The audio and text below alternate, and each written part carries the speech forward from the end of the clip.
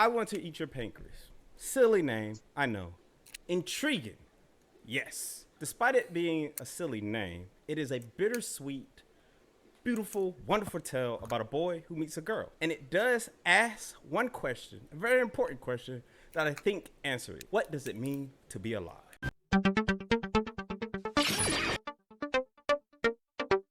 Jump!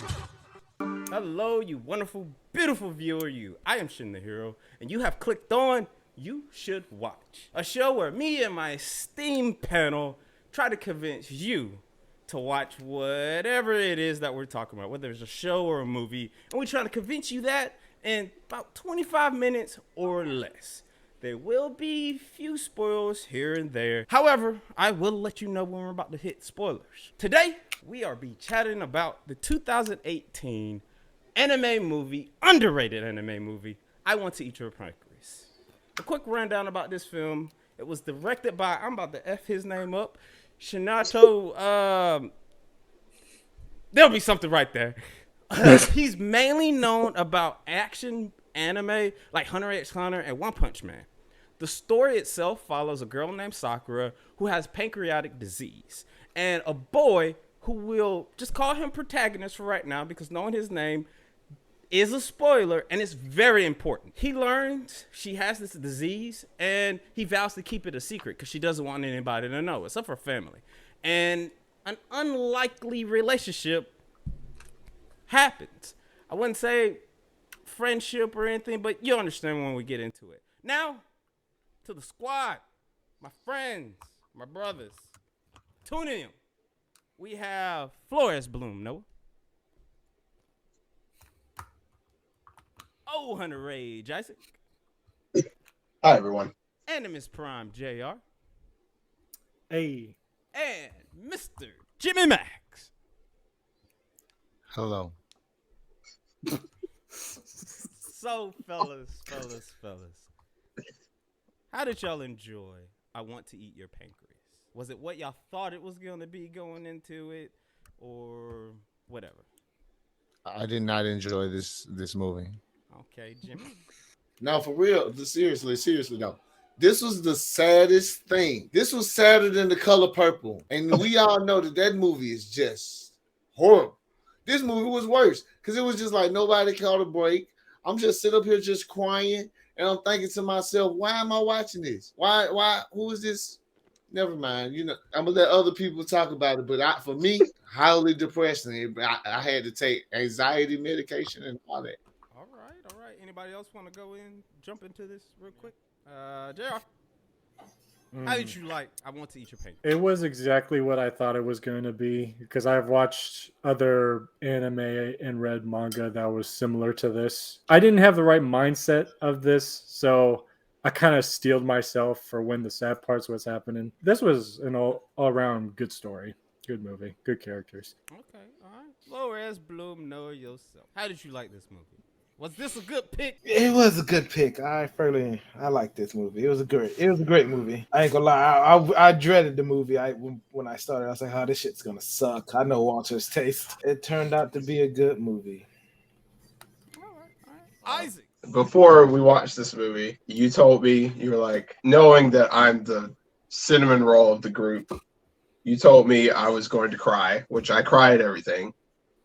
What you failed to tell me was how much I was going to cry because now I have a headache and I watched this movie today and I think I cried for 2 to 3 hours afterwards. I had a rough day. My God. But at the same time, I will say this. I needed this movie. So, Really? Go ahead, elaborate. I really need it. Elaborate, man. I mean, I'm a sucker for stories about the bonds that you build with people. Could be better circumstances for the guy in this movie to, make a friend, but sometimes it takes drastic things like that, and it's one of those movies where it reminds you not to take every day for granted. Live each day to its fullest, and I don't know. It hit me a little bit too hard today. So, all yeah. right. Any other emotions this movie evoked from you guys? Was this? But I mean, I know there was over dramatic parts in the movie, yes, and that's how the movie itself was depicted. I do understand that, but like the good moments too, like the character growth, like it's basically a story about an introvert meeting the extrovert, and they and it's like they're literally like they're on the same coin but different sides. Like he says it in a lot. Speaking of which, did y'all watch this in English or dub or sub? Subbed. Yeah, I watched it subbed. You watched the sub? I dubbed it for me. Man. You dubbed it? You dubbed it 100%. too? I'm the dub guy. Okay. I seen this before when it came out in 2018, which I feel like that was an underdog. It was the underdog anime movie of that year. But this time around, because I saw it subbed, this time around I was interested to see it in dub, to see how the voice actors did, and they did a pretty decent job. Especially Sakura, the person who voiced Sakura, she did a pretty good job, even though she's in a ton of anime. She's that anime voice, that anime girl voice who's just in everything. But I did like the fact that we heard some Yuri Urthal up in here, so I did like that. He's the boyfriend. Oh, yeah, that makes sense. I can see him playing that character. Honestly, yeah. There's 3 particular points I want to talk about in the movie to see our reactions on it, and then we can close this bad boy out. Did y'all like the fact that the movie was narrated by our protagonist, who we would not say because his name is important. It goes with the story. Yeah. I don't even remember his name. You don't remember his name? Nope. What you got? What you got? I got you, man. I like these type of movies because these type of movies where the writing has to be the strongest. Because there's no like flashy scenes, there's no fight scenes, no special animation they have to do. It's really just the characters and the writing have to be at its peak for these type of movies to work. And it worked. They did a great job in this movie. I enjoy these type of movies very much. This is where writing is at its pinnacle. Oh, can I say my favorite part of the movie? Not yet. Dang it. Not yet. My favorite part. It's not a spoiler. It's not a spoiler at all. It's not. Sure. It's just a part. It's just a part of the dialogue. Part of the dialogue. Okay. Yeah. What? So when she runs into him again on the street, she's like, "Oh," and the girl Sakura was like, "Oh, we met again. What a coincidence!" And he was like, "I don't have time for your coincidence." And he just walks away. That shit cracks me up. I'm gonna use that. I don't have time for your coincidence. Coincidence, and then just walk. Okay. I mean, like I said, I really enjoyed the movie. Like I really, because I feel the plight of our protagonist, our male protagonist, and in a lot of ways, I'm like that dude. I'm really like him. So I felt, especially in this dub, I felt some of his responses and stuff like that. I'm like, yo, that's totally something I would say, man. That's totally how I would react and everything like that. And granted, it was the impending doom of death looming over the movie, but like we didn't. I feel like the movie, you didn't care about that. You knew she was going to die, but you didn't care. You just really wanted to see their journey and see how they grow, because like they do grow. She basically admits that she wants to be like him, and he admits that he wants to be like her, and vice versa. Without spoiling it, did you have a good favorite moment too? Or if it's a spoiler, we'll wait later. Yeah, it's probably a spoiler, but hey, you got a non-spoiler one? Basically, when I wouldn't say it's my favorite, but it's something I relate to whenever like there's someone who kind of like who talks nicely or just interacts with the main dude, and he just like kind of brushes it off. I kind of relate to that because when I'm in the middle of something, or like I'm drawing or reading and somebody's like talking to me and just talking to me about something that's important, I'm like, yeah, and it's just a way of saying I'm doing something. Can you talk to me about it later? It's something that I relate to a bit. So That's just something. I'm sorry, Isaac, I had cut you off. What else was you about to say? I think. Well, I guess my favorite thing about the movie, just without going into the favorite moment, like what Noah was saying, how these kind of movies when they don't have a lot of any action in it, the writing and the characters have to be extremely strong. Not just that, but the animation itself. Because I really like when you're watching them move and they're still moving, and it's like it looks like I'm looking at a real person right now, even though they're animated. Like there's a point, I won't give the specifics of the moment, but there's a point where the best friend shows up and she points at our main character, but she points at him while she's still moving. And the point progressively gets more aggressive the closer she gets to him. And I'm like, I feel like I've been pointed at before like this. It was cool to watch. It was nice to kind of just watch a movie that didn't have, it didn't have to have people shooting beams out of their hands or people walking up walls or anything like that. It was just a very small story and animated like real life, and it was just extremely enjoyable in that way. Okay. All right, dear viewer, we are probably going to get into a few spoilers. So if we have not convinced you to watch this movie yet and you don't mind spoilers, hey man, you're my type of person. But if what we have said has swayed you, go watch that movie right now and then pause this right here and come back, or remember where you at right here. So further ado, let's jump into some spoilers. So I'm gonna talk about like 3 big moments in the film, at least I think. The trip they go on, the hug, specifically the hug during the fireworks, and then the death, which they kind of subvert your expectations. It is foreshadowed earlier in the movie that there is there's a stabber guy going around, but also she also says something to the point where when he was like, well, you should go do something that you wanted to go do, and then when she counters back at him at the beginning of the movie was like, well, I want to do this because like, do you have stuff that you want to do?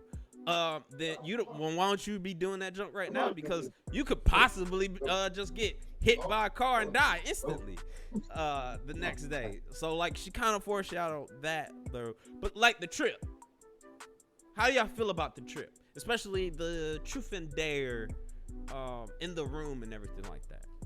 It was a nice intimate moment between the two, not really like in a romantic sense, but something that like shows the closeness.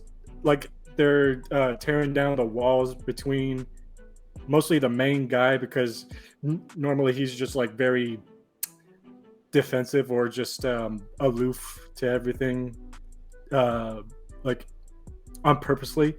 But throughout this whole truth or dare thing, he was showing more interest in her, when in the beginning he said, I don't have interest in anyone, because if I do, then maybe I'll think that they're thinking about me poorly and stuff like that. And it was just a nice scene to see the two of them like bond and get to know each other in that way. Jimmy, what were you gonna say? She was kind of rapey. She really raped that man. She raped that man? How? She set him up. First of all, she brought him on the trip. She set him up for the kid, and then she went all rapey on that man. Then when he kind of was like, okay, well, fuck it, we doing this shit. Then she turned around. It was a very awkward scene for me to watch. I'm glad I was watching the movie by myself. Alrighty. Isaac, how you feel about the trip? Well, I think the first thing I thought about was Japanese parents just let their kids go on trips like this. Basically, that's what She did say something ahead of time. I know, but like even then, something about it too.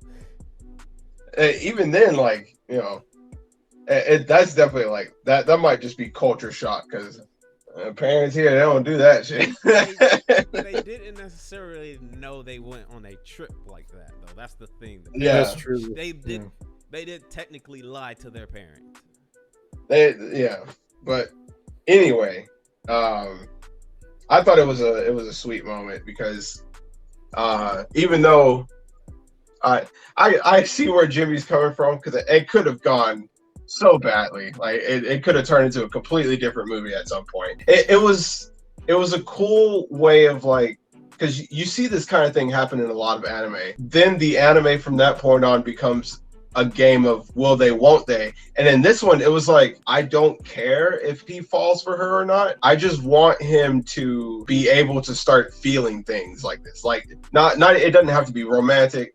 I just want him to be able to feel some type of bond with somebody like this. It all came to a head when they were getting ready to, they left or they were going home, and she was like, we should do this again sometime. He's like, yeah, I like that. And I was like, progress. And we did it. And he put on the hat. He put on the hat. And he kept wearing the hat. And I he think smiled. That's really nice. Yeah. It was nice to see him come out of his shell like that. And as the movie went on, I don't think there's anybody who could have gotten through to him besides her. It had to be her. And I think that's also a kind of a line of reasoning in the movie that they say later on. So Noah, how you feel about the trip?